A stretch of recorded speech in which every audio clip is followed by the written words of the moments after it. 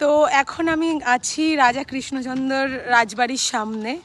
আজ মানে ভেতরটা পুরোটাই বন্ধ এখন, মানে জানি না কখন খুলবে। আমরা তো টোটো কাকুর সাথে এসেছিলাম, বাট ব্যাপারটা হচ্ছে যে এটা যে কোনো একটা টাইম লিমিট মনে হয় নেই এখানে, এটা পুরো বন্ধই থাকে। তো দেখে খুব ভালো লাগলো। এরপরে গোপাল ভাঁড়ের বাড়ি যাব, তো তোমরা ভিডিওটা কন্টিনিউ করে দেখো, খুব সুন্দর লাগবে। আর জায়গাটা প্রচণ্ড বড়, আর তোমরাও দেখতে পাচ্ছ, আমি তো পুরোটা ক্যামেরায় আনতেও পাচ্ছি না, এতটা পরিমাণে বড়। ঠিক আছে, আমার ক্যামেরায় আসছেই না, এতটা পরিমাণে বড়। তো সামনে গেট আছে একটা, ওটা হচ্ছে ফার্স্ট গেট, ওটাও দেখাচ্ছি।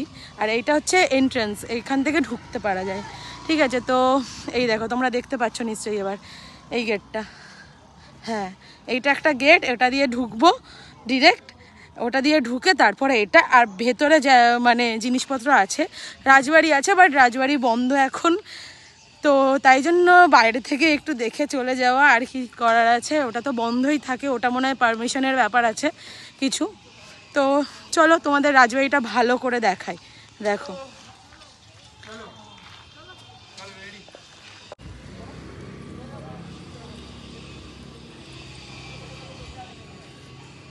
অসম ভিউ, অসম, সিরিয়াসলি। ওখানে উঁকি মেরে দেখার চেষ্টা চলছে যে ভেতরে কিছু জিনিস জাস্ট যদি দেখা যায়, তো উঁকি মেরে দেখার চেষ্টা জাস্ট, আর কিছু না। চলো, ভিডিওটা ছোটই হবে, কারণ ভেতরে তো তোমাদের দেখাতে পারলাম না, কিছু করার নেই সেটাতে। এইটা মেন গেট, এখান থেকে